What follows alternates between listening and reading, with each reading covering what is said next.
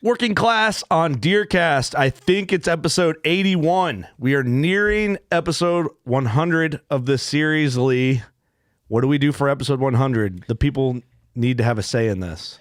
I don't know. It's got to be something big, though. I mean, Put the pressure the first 100 episodes? Come on. Yeah, we got to do something, and I don't know what that is. So let us know in the comments. Episode 100, what do you want to see? What do you want to hear? Topics, guests, suggestions? We're open. Good to see you, Lee. Hello, Curt. You're back in studio. You're here a lot. I am. You have a flexible career that allows you to be. You're just all over all the time, pretty much. So, thanks for being in studio, man. Episode 81. I think we're going on a year of your first episode, right? Or was it over already? It was over a year. It was like 3 weeks ago. Oh, nice. I think, roughly. Austin Chandler's calling me. It's his birthday today at the time of recording. I'll just tell him that I'll call him back. Recording. Sorry. Sorry, buddy. Yeah. So we did, I don't know. I know we've been kind of making some plans. Like last summer, we did the rope scrape TikTok video and got everybody all worked up. Oh, yeah. So I think we need to like do that again and make a volume 2 version of it, which we will. And I got some ideas for that. Okay, well, we got a little bit for that. We got, July before we start doing that, I think. But this episode, I think, is interesting. We're going to cover some interesting topics because you had dropped some. Oh, we did a clip from a podcast where you like knocked on 50-something doors to gain hunting permission. Yeah, that was my first year. I first started my job. I knocked on 55 doors my first year because I moved. It was a new area that I wasn't from, and I didn't have any permission. And I knocked on 55 doors that first year, and that was my first year. And that was the only property that I got a yes on. Out of 55. Out of 55. The other 54 were, sorry, I hunt, or it's leased, or my kid hunts, or my cousin hunts, or whatever. But 1 out of 55. Wow. And I actually named that deer 55 for that reason. But, no kidding. Yep. All right, that's pretty cool. That's cool. That's a cool. Yeah. Cool. So not like asked for hunting permission, like went to just farmers, property owners, doors, all that stuff, and just like generally like worst they can say is no type scenario. Yep. So I want to talk about that on this episode is like gaining hunting permission.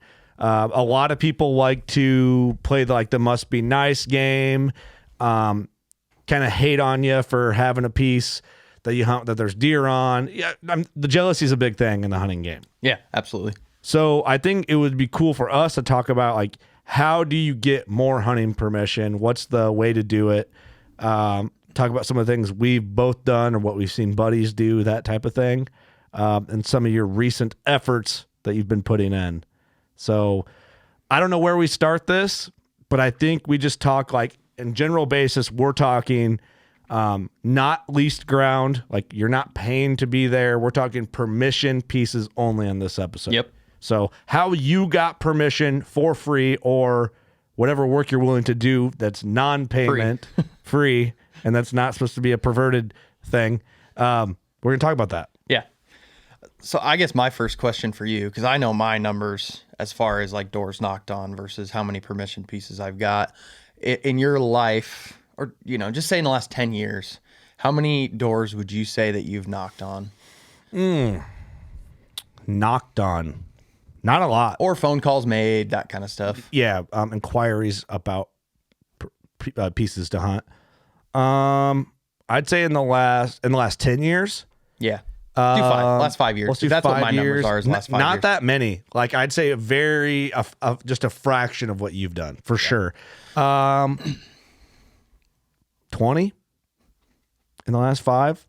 I've kind of gone through like a weird transition. I lost one of the pieces I grew up hunting. Well, I technically can still hunt it, but it's just like it's a political mess. So I just stay out of it. Yep. And it's like the neighbor I know knowingly just trespasses. So I'm just like, it's not worth it. It's not worth it, So I just backed out, whatever. Not all property is good property.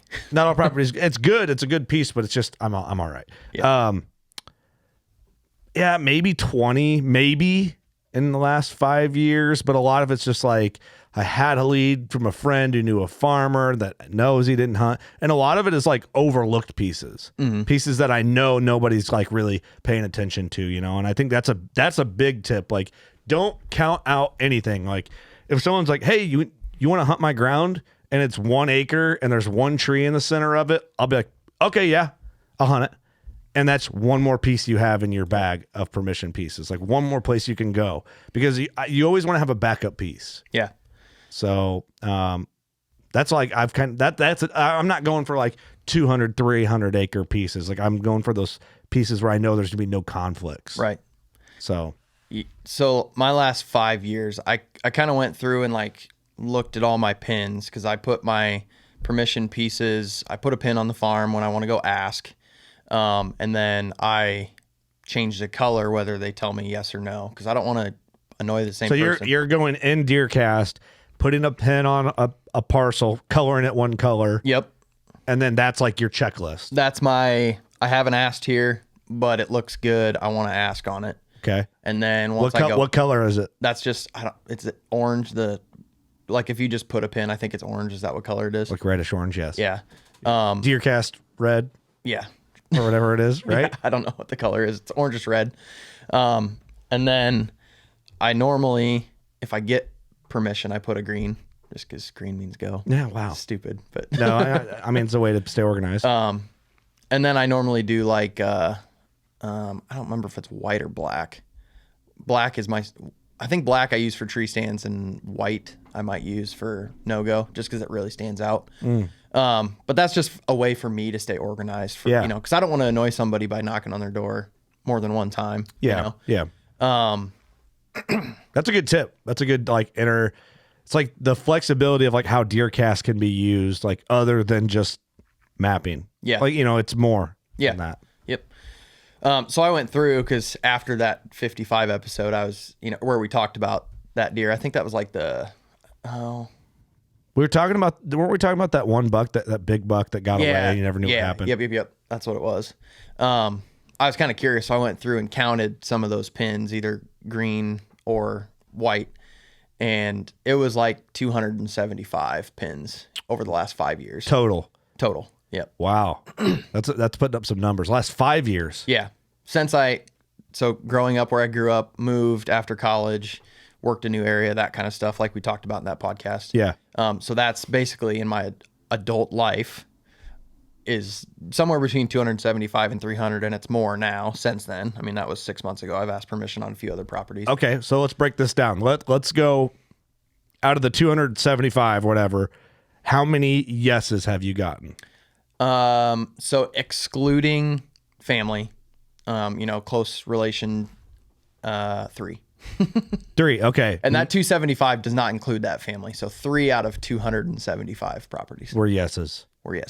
And what size? Well, you don't got to break that down. I don't want to call it your spots. What was the average size property that you asked for permission on?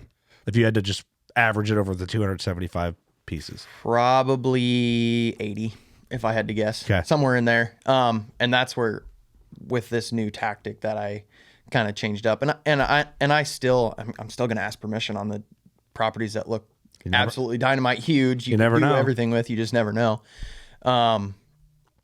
But I'm kind of like you, where you said, don't overlook the little pieces. I'm changing my mentality to that after talking with some friends that hunt that kind of stuff. Yeah. I'm expanding from only trying to get those really good permission pieces to stuff that might be good a certain time of the year, or they're going to be a big buck for 2 weeks of the year working that area. Or you just got to hunt a lot differently, and because it's nice to hunt close to home. Yeah. A lot of my places that I can hunt are over an hour from my house. Yeah. But it's nice to drive 2 miles and be able to hunt somewhere, Both is good, for certain reasons. And I kind of look at some of those smaller pieces. Like I have a piece really close, and I've only hunted it a couple times, and I haven't really seen that many deer in, but it's a piece that I knew no one was going to waste their time with. And it's one of those places, if I dedicated my season to it, I'll kill a big buck in there. But, I need to get back in, maybe explore, at least put a camera in there and just see like what time of year, like almost just put a camera in there, let it soak for a whole year, and then come back and just be like, okay, let's see what the year tells us. Yep. Something like that. But, okay. So how are you reaching out to these people? We're talking 275, and then I'll talk about some things I've done in the past. And that's in the past, the history of my hunting on permission pieces. But what are some things or how did you get the permission? Of the 275, like the doors I knocked on? Yeah, the 275 fails and the 3 wins inside those 275. So almost all of those were strictly door knocking. Straight up, hey, what's up? Yep, I'd stop, and if they would not be home, I would just continually stop until I caught them, basically. Way too much time invested in that many no's, to be 100% honest with you. Yeah, it's honest work, I guess. But, I mean, literally all of those were door knocks. Or if I knew somebody who knew the person, I'd maybe get a phone number if I couldn't reach them, kind of thing. Yeah, yeah. But most of them are door knocks. And, the conversations would go, either A, we don't let anybody hunt, or, you know it. Yeah. And I would offer help around the farm. You name it, I offered it because You never know. I wanted. So what was the most common no? Either we hunt it or somebody else hunts it. Yeah, Basically. for sure.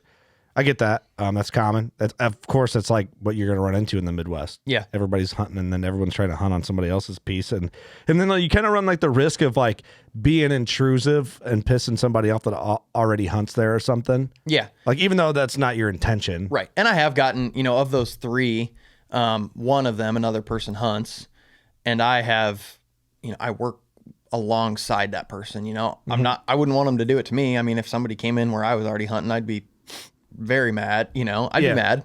So I don't mess with them. I kind of stay out of their way, Right. doing to them what I would want done to me. For sure. Yeah. There's like a and it's a bigger property too, so it's not like we're on a 20 on top of each other, Yeah, just pressuring the deer all the time. Yeah. Ruining each other's hunts every time, pretty much. Yep. Yeah. Okay. So that's interesting. Not great odds, but here's the thing. It's like you put in the work. Like you could nail a crazy piece. You just never know. And that's what keeps me doing that kind of, keep looking for it, is you just never know when you're going to knock. Like there's a piece right now that I'm trying to catch the lady, and I think it will be the best piece I ever hunt if I can get on it. Yeah. And it's just, you never know. And there's a piece, the piece that Junk Brow came off of, the guy has told me, he owns a bunch of ground. He has told me no 10 times. Mm-hmm. And I always ask, because I've built a good relationship with him now. And that's part of it too, is, if you've got a piece you really want to be on, like this one, it's 5 miles from my house. It's really good. He's got a bunch of pieces that are really good, or I think would be really good. And just slowly build a relationship, Yeah. But there's also a fine line there of building a relationship and being annoying. Being too much. Yeah. Being too much. Like this year, he finally, after 5 years asking him, he let me shed hunt. Because he shed hunts, and he let me shed hunt after they already shed hunted. Yeah. And I found 17 after they'd already shed hunted. Damn, really? So, yeah. They've got one of their properties is a really thick timber from that derecho that came back. It's really thick multiflower rose. And it's all really nice south-facing bedding, but it's all really thick multiflower rose. And he was like, yeah, we're getting old enough now. We don't want to walk through that stuff. So if you want to go walk through it. It's honest. Okay. And it was, I was hands and knees crawling on deer trails most of the time. But yeah, I picked up 17 and 3 sheds from bucks that I knew and wanted to find. So wow. All right. Impressive numbers. Putting up them numbers. Yeah. Some ways I've gotten permission, going back to that. I've done always offered help in some way. The piece I grew up on, now my dad got the permission to hunt this ground, but as I got older to be a teenager and wanted to hunt more on my own, I'm in there on my own without my dad. Yep. I would give the old farmer, I would help him. I actually maintain the ground. Even though it was his tractor, he's an older guy, he's got other stuff to do. I'm like, hey, I'll hop on and mow the paths and mow up that field and stuff for you. So I did that, a bunch, and then always gave him deer meat and just helped him with stuff that they needed help. I'd swing in there if I saw him out working in his barn. I'd be like, hey, you need anything today? He just shit like that. Yep. And I think that goes a long way. Built a relationship with him where he'd be like, hey man, you mind giving me a hand with this real quick before you go out? And it's like, yeah, of course. Yep. So I think little stuff like that. A couple permission pieces. This might be unique, but this might be a way to flex permission. I've helped people learn to bow hunt on their own ground and in exchange got to hunt. Yep. And almost be like personal guide. Mm-hmm. So I've hung stands for guys, and then in that instance, my goal is to get them a deer. Yep. Because they're happy, I'm happy, I get to hunt, they get to kill deer. It's all good. Mm-hmm. So that's like one way I've done it in the past. Another one is just maintain the farm. Like I'm fortunate enough now I have a little tractor. I push logs off the field edges for farmers. I mow when they might not have time to get to mow. I mean, you name it. Yep. Farm maintenance stuff. And that's one of my plans for this year with the neighbor that I've asked a bunch of times is he's getting older too, like you said, and I'm going to offer him that, Yeah. If you want me to do the management of the trails and help you clear up those crazy south-facing slopes that you can't even walk on anymore. Yeah. I'm going to do that type of thing and offer that to him. Or you have a piece of ground that's in a CRP program. I'll help maintain it to make sure it stays in the program. So you don't have the NRCS come out and say, well, there goes your check. Sorry. Yeah. So, I mean, there's a lot, I think people can flex. So you almost have to get creative. Yeah. It could be, name it. Like if it gets you permission, like nothing's off limits. Nothing. People might think of me differently when I say this one, but my neighbor's grandkids, they're the ones that I took with me when I recovered junk brow that like have never really, their dad hunts a little bit, but have never really been involved in it. And their dad's he's busy now and just doesn't hunt, Yeah. And I'm actually going to take them youth hunting this year because they expressed that they might want to do it. And I'm going to use them to hopefully get permission for them and build a relationship with a couple people, because who's going to tell a kid no? A lot of people probably will. Well, yeah. But I see. Yeah. I mean, there's something wrong with that. Like you're doing right because you don't have to do that. No.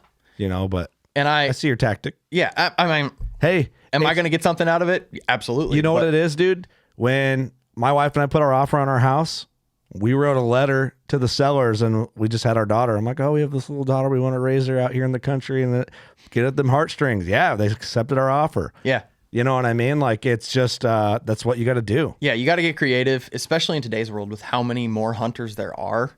I mean, or not necessarily more hunters. And I do think there are more hunters, but how many more people are absorbing more property, like hunting property? Yeah. That's one thing for me, moving to where I've moved. It's been very, very difficult to get hunting permission around. Well, you're in Iowa. Yeah. And I'm not even in a part of Iowa that's like desired. And of those 275, a lot of those are in the, what I would call the golden triangle of Iowa, South Central Iowa. Okay. Let me ask you this. All right. So say someone comes in, I didn't mean to cut you short. No, you're good. But this is going to be like, I'm hoping clip worthy content. If someone comes up to Lee and says, Lee, how do I get hunting permission? How do I find a spot to hunt? I want to hunt. I don't have any place to go. What do I do first? What's the highest odds of success for me? Hunt public ground. Don't hunt. Yeah. Oh man. That's a tough one because being that I've tried about everything, it hasn't worked for me really, for the most part. So you're telling me the listener's getting nothing out of this episode? Yet. We'll get there. Yeah, okay. We'll get there. Okay. Be genuine. I think that's the biggest thing. Just work your butt off and ask, if you want to hunt that bad, just keep asking. Yeah. Did I want to keep going after I knocked on 25 doors and got 25 no's in a row? Absolutely not. Did I want to keep going and knocking when I got 100 no's? Absolutely not. Yeah. Did I want to keep going when I got to 200? Nope. But I did because I like to hunt. Yeah. I want new places to hunt. Yeah. And I think being genuine is number one. Like, and you almost have to go in almost like it's you're going in for a job interview in a way. Because like what they're perceiving. They're automatically, no matter what, you got to think of it this way. No matter what you approach a landowner, they're already leaning no. Oh, absolutely. You have to teeter them. Now, how far into the no are they leaning? That's their own personal experiences. Like maybe another hunter ruined something for them in the past, which is worth talking about. I got, when we get into this end of this episode, what we're going to talk about, or what I think we're going to talk about, I have a bone to pick on that. Okay. So I think you need to go in like they're already leaning no. Like they automatically, I would say almost always are automatically leaning no. Like especially if you come to their door nowadays. Oh, I would agree 100% because if I own ground, even not being a hunter, if I wasn't a hunter, I'd be like, oh, another one, Yeah. Or no, I own it, not you, Right. Exactly. Like I get I get the no's and I get the high volume of no's, like completely understandable. Now, you need to go in and kind of persuade them to the yes a little bit. Like you got to be a salesman, basically. You got to be a salesman, but you are a salesman, which helps. Yeah. Here's the thing. Obviously doesn't help, I guess. Well, but you know, it's just tough out there. Like I think you just have to be willing to accept the harshness of no, you're not hunting. But shotgun method, it's just like almost like accuracy and volume. You know, the more you do it, the higher your chances are of getting yes. Now, I will tell you this: I roll up to an old farmer's house and I'm short sleeve and got like a low cut V-neck shirt on and my beard's long and I'm dirty and I roll up and like, hey man, can I hunt? He's going to look at me and think, what hood did you roll out of? Like, you know, and I remember Austin Chandler telling me that Austin's a farmer. He talks to farmers. He knows how to talk to farmers. Austin's he turned 40 today.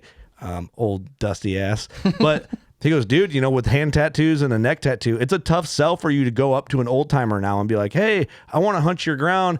Never mind my felonies. Which I don't have any felonies for the record. But just so you're aware. But it looks like I do. Yeah. And it's tough for me. But you know how I'll probably do it? Roll up with my daughter and my little boy in my truck and, you know, either have like my farm clothes on or my boots on or gloves and, you know, or wear a hoodie. You know, if it's that time of year. One thing that I always do when I door knock, and people are probably going to say, well, be proud to be a hunter. I don't wear anything hunting related. I think wearing camo puts you 40 steps backwards. Like, this is my favorite hat. This kill cap, Mossy Oak kill cap, is my favorite hat. I will not wear it to go ask permission. Yeah. I will not wear camo. I don't wear anything with a deer on it.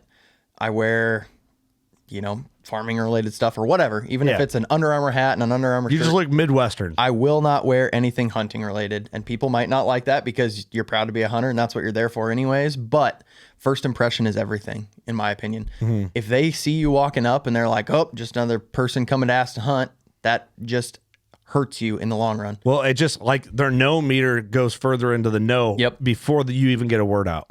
If you come up and they're not expecting for you to ask any permission, their no meter isn't really on no because they don't know what you're going to ask. Absolutely. So great tip. I think that's a big tip.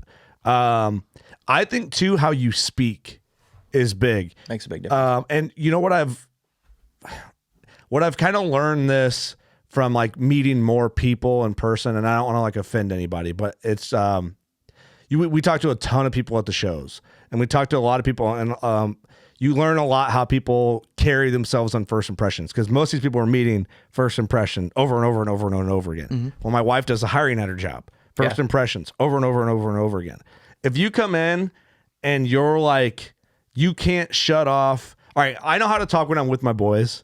I know how to talk when I'm on the podcast, which is not pretty much the same as when I talk with my boys. But when we're at the bar and we're just screwing around and I'm just like talking shit, being silly, funny, and I go to a job interview, I'm more buttoned up and my speech is cleaned up and it's more like proficient. Like you put on your intelligent speaking. Yep. And it's just like you talk to some people that go into a job interview and they're like, yeah, shit, man. Yeah, I ain't got no place to hunt. I lost all my pieces. I get kicked off. Can I hunt? No, you can't hunt. Yeah. And that's, I think one thing too, that you need to be prepared going in. Don't just randomly stop. Like, big deer killers that we talk about all the time are calculated. Be calculated when asking for permission too. Don't just walk in there willy-nilly with no plan. Like, I know what I'm going to say, and I've got my elevator speech, my 30-second. Yeah. This is what I'm going to say. You know, if this is what they ask, which I've asked a lot of times, so I kind of know, like, you know, what's going to get reactions and what's not. But be ready. You know, know what you're going to say. Don't go up there and be like, so I, be confident, know what you're going to say. I think a tip too, like when talking to someone, you know, if it's a piece you really want to hunt, I think complimenting them and their piece is a way to be like, man, I drive by there and it just looks like a beautiful spot. And, you know, I like to hunt and just seeing if you would mind if I tried hunting that this season. You know, I think you can kind of like lightly compliment it in there. Like, it's just a beautiful spot, and it'd be cool to check it out. You know what I mean? Like, but not like, oh, I want to hunt there. I'm going to hunt every weekend, every cold front. I'm going to go in there. I'm going to be sawing limbs. Like, I think you need to be easy on how you ask. Yeah, absolutely. You know, kind of like let that taper into it as you get to hunt a little more and know them and stuff like that. But it's a balancing act. So let's get to talking about the part you said you wanted to talk about. I want to make sure we get it there. So being that I have asked, door knocked, I've done everything you can do to try to get permission on those 275 plus. Everything. I mean, no, not everything. Okay, just check. Easy, Curt. Seeing Any way you could ask, like, you basically name it. I've thought of trying it. So after all this time of getting no's and all of that stuff, I wanted to take a shotgun blast type of attitude towards it. Yeah. And kind of just change up how I've been doing it, because obviously it hasn't been working for me. Mm-hmm. So property size, property type, I changed my mind on. And what I did is I hand wrote letters. Okay. And I picked an area and I said anything. I looked at DeerCast and I said anything that even looks remotely like there could be a deer on it. You just never know. There might be a deer on it. So I'm going to handwrite a letter to the landowner, address it to him, and mail it to him. Mm-hmm. And I'm not going to go into details of don't give away what your I secret. put in, but I wanted to try something new, you know, because like I said, it's obviously not worked for me in the past. And, you know, what a better way to make something personal and also reach a large number. So I picked what to me in my area is probably the hardest area to get permission on. I've knocked on a few doors there, but nothing crazy. Yeah. Just because I know it's hard to get in there. So I hand wrote letters and addressed them to them, put a picture of the property on there that I'm referring to. Actually, like screenshotted, put a picture of it on there. Yep. And I sent them out. I sent out 40. I just did a trial run and 40. It's a lot of work. It's a lot of work. And I sent them out, and my goal coming out of it was to hopefully get 10 responses, whether it's no or not, and hopefully one property to hunt out of it. Yeah. Out of 50 or whatever you 40, did. yep. 40. So 25% responses, and I don't know what that math would be. 2.5% success rate of getting permission. And I sent them out about 10 days ago now, and I've gotten 7 responses. It's pretty good in that short amount of time. Yep. And it was some out-of-state landowners, so some of the letters might not even be there yet, you know? Yeah. I've gotten 7 responses and 1 yes, actually. Wow. And it is for 2 different pieces of property that the guy owns. And it was actually, I just asked on the one that was a less desirable piece. And he's like, yeah, nobody hunts that one, but I also have this piece just down the road. You know, if you want to hunt there too, there's one other guy that hunts there. He does pretty much gun hunts, you know? Yeah. So, you know, it worked for me a little bit, you know, not quite to what I was hoping, but I got the permission that I was hoping. That's awesome. At least one. And it's 1.5 miles from my house. That's super successful then. Yeah. So, like, so far, you know, like, you don't even have all the, we'll have to do a check back in. So when you're writing the letters, how are these people responding? No, yes or no? So I put my phone number and my email on there. I've gotten two of them have called me. And the other ones have sent me emails. And 2 of the no's were, sorry, we have family or whatever that was here. Yeah. One of them was, sorry, I just don't let anybody hunt. 3 of them were, this is my bone to pick that I had to say. 3 of them were, sorry, we no longer let anybody hunt here because of bad experiences with people we've given permission in the past. And that makes me mad to no extent. Why? Because if somebody's giving you permission to hunt their ground, don't take advantage of them. Yeah. Don't bring more people on there than you're supposed to. Don't wreck their farm. Yep. If it was your farm and somebody did that to you, it's the golden rule. Treat other people like you'd want to be treated. Yeah. And it's the 1% ruining it for the 99%. Yeah, for sure. You know, like they were really good pieces and they were like, you know, they all said, you know, you seem like a really good guy after this letter, you know, it was really well done. We've never had anybody do this.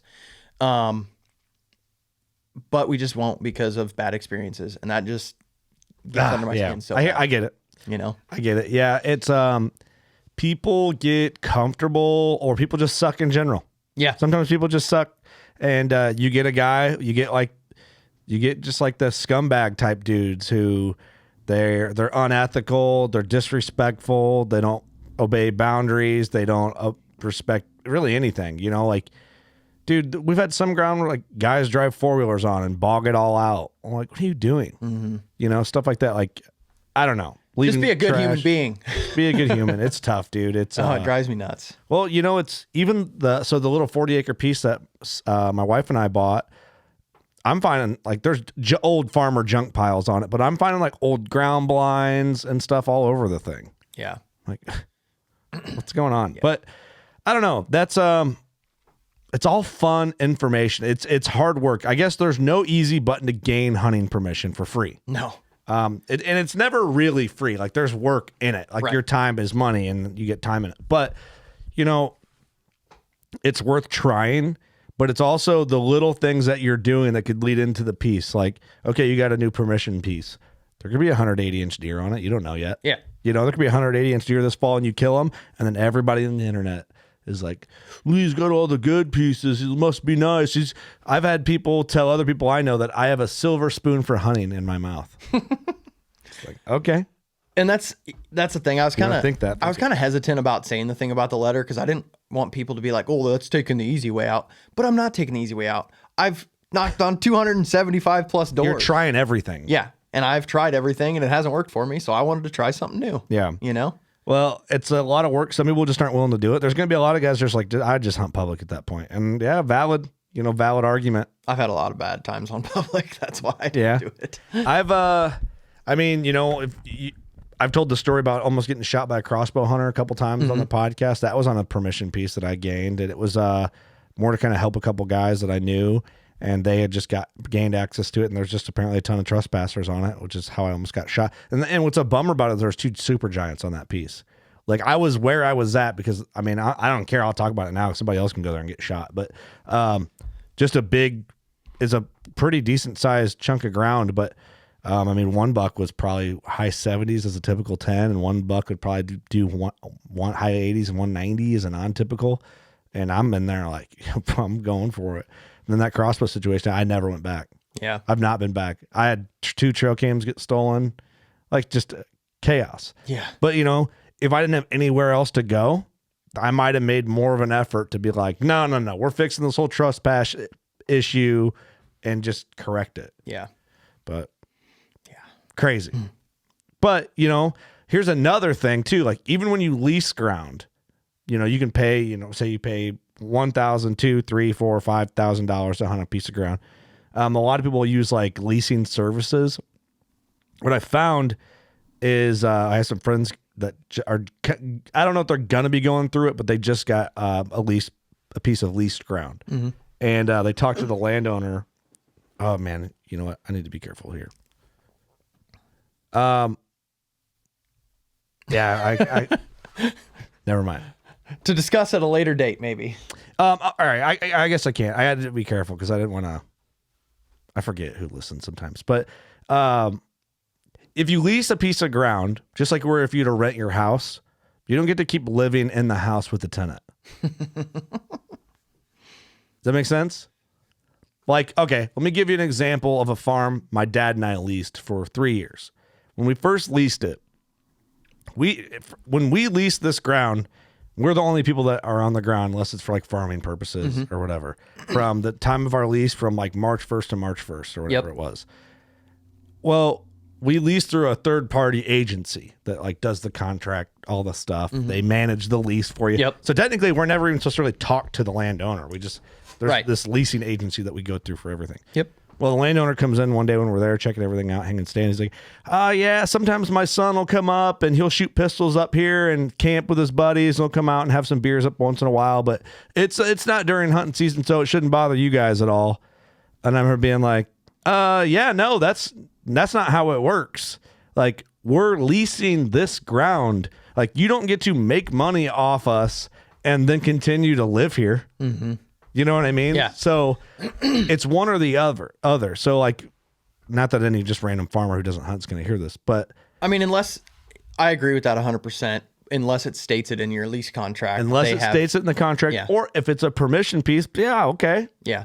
I can't tell you not to be Yeah. here, nor would I think I could. Right. But if I'm paying you money in exchange for exclusivity to this piece of ground, you ain't coming out and camping and shooting pistols and riding four-wheelers and, doing the chicken dance and on my tree stands just because you got nothing else going on. Like, that's not happening. I've got a couple buddies who had the same situation.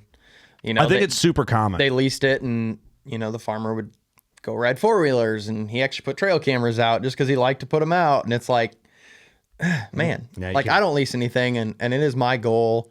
There might come a day where I have to. I think there probably will. Yeah. But hopefully by that point I can afford a piece of my own. Yeah. and won't be. But for sure, my goal is to never lease a piece of ground. It's. I'll tell you what's nice about it. Because it turns out that issue never really was an issue. Mm-hmm. Like it's like his son really never did come out and shoot pistols, and they never did camp. And I think it's just like, I don't know. Yeah. I think people say they're going to do all this stuff, but when it's August and it's just shitty out, no one's going to go out and just, right. You know what I mean? So, and the bugs and all the stuff. So I think it works out better, especially as long as they're not like there during the fall. But what is nice about a lease is it's yours. Yep. You can lease it. You can hunt it. You don't got to worry about anything. You don't got to worry about being seen. You don't got to worry about being sneaky. You don't have to worry. Like, you can just hunt. And you can, like all the ground I hunt, I don't park by the road. I don't let my truck be visible. I don't, even if, of course, I'm allowed to be there, but I don't want to be seen in camo walking in and out. That's another thing. Like, it's kind of like for me, it's a common courtesy when you have a permission piece is to not be so obvious on the ground. Like, because I think it opens up the gate for other people to see you hunting and then ask the landowner, Yep. Oh, I saw so-and-so. So the less the landowner thinks about you or knows you're there or not there, the better you are. Right. It's almost like if your boss never hears anything bad about you, he never has a reason to come give you shit about anything. Yep. And that's kind of how I've always operated. But with a lease, it's like it's yours. Like, you can just do whatever. You can just walk across and go. You're hunting. You paid to be there. It's yours. Well, that's like, not leasing. I mean, the places that I can hunt, I've built relationships where one of them, maybe not, but I would not say 100% confident, but I would say I'm 99% confident that if somebody came and offered the farmer money or the landowner money, they'd tell them no. Mm-hmm. Because of that relationship I built with them. Or at least call you and be like, hey. Yeah. Give me the opportunity first, at least. For sure. No, that's good. That's good relationships. This is a tough episode because it's all good information, but someone's going to be looking for the easy, like, this is how you get permission piece. Now, if we wanted to be like this flashy type podcast, I'd title this "The Sure Way to Gaining Permission." You know what I mean? Like, and then I'm lying to you. And it's just me here saying there's no good way. Don't even ask permission. Bad ways. It's all bad. But we could cut a 10-second clip for the internets and showing Lee, like, this is how I get permission. It's worked 90% of the time. And then, there it is, the cliffhanger. You got to click. That's not what this is. No. This is honest content from honest experience. This isn't clickbait crap. Correct. So, a lot of hard work, a lot of time, a lot of energy put into it. I don't think, no matter what way you slice it, getting ground to hunt for free just does not come easy. Bottom line. And that's the way it is. It's okay. Work, and more work. That's okay. And I think it'll be, it's rewarding when you go through all that work. Like when I killed Junk Brow, going through all that work of getting permission, gradually getting shed hunting permission and then getting permission to kill him. I mean, that meant so much more than if I'd walk up to obviously if I'd walk up to a guy and he'd be like, here you go, hunt my 240 acres and kill 170 inch every year. Yeah, like, yeah. Oh, heck yeah. All right, let's do this.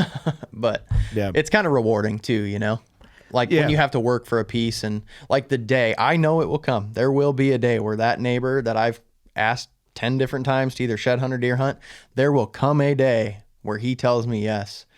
And that will be one of the greatest days in my hunting career. Yeah.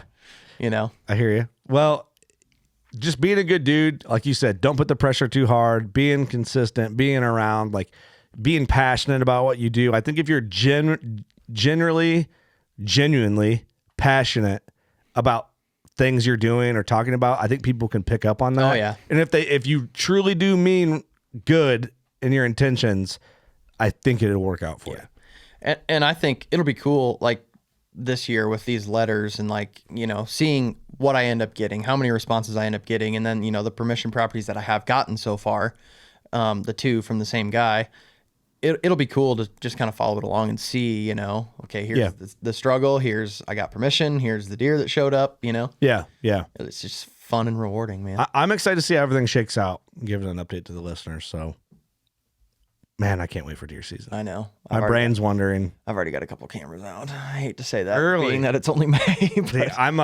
mapping out like new stand spots and just I want to give myself more options. And I'm almost like, I'm thinking about it while we're sitting here too. It's like, man, I just want a spot just to look at something different, whether there's a deer there or not. Yeah. It's just nice. This is the time of year where I itch really bad. I start watching a lot of hunting on YouTube and settle down on your itchiness. You got a little bit. I know. You know, after July 4th, then you can start getting super itchy.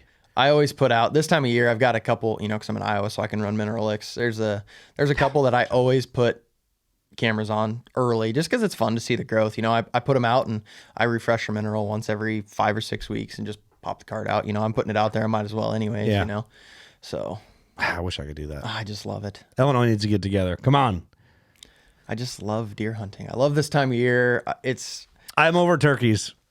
I don't ever hunt them, so I'm always over them. I don't want to say I'm over them. No disrespect to the turkey, but I'm to the point where I'm just like, all right, let's talk about mammals. Yeah, I'm putting a big bean plot in this weekend, so I'm excited for that. Yeah, dude. It's I'm part of the journey. I'm excited to see how your permission piece journey shakes out and what deer you get on. So, but no, man, we have some deer we could talk about, but we'll keep that for another episode. We got some stuff we're gonna do, but no, I think this episode, I think there's good info in it. If anything, it makes people think about how they approach getting permission piece. Kind of, if anything, anybody that's kind of a hater or a doubter of like somebody who just hunts free ground, some of the work that might take. Now, a lot of guys might just walk onto pieces and good for them, but yeah, it's not how it goes for the boys over here. But no, man, anything you want to close out with? No, I think this episode, I mean, there was a lot of information. It was all kind of jumbled and I might have talked in circles a bunch and that kind of all stuff, right. but hey, it's who we are. It's fun, man. It's just honest conversation. Yeah. So thank you guys for tuning in, watching, listening. Thank you, Lee, for coming. Let us know, episode 100, what should we do? I want to do something big. I have some ideas, but I don't know if that's what the people want. Got to give the people what they want. That's true. We do. We're here for you. Thanks for joining us. DeerCast, anywhere you listen to podcasts, YouTube. Support the video side of this podcast, especially in DeerCast. Yeah, you know what to do. Go find a piece to hunt, then find a giant, then go shoot your bow. Go shoot a bow, find a giant, then kill the giant. And Go then shoot a giant. And then be happy. Then send us a picture of it. Later.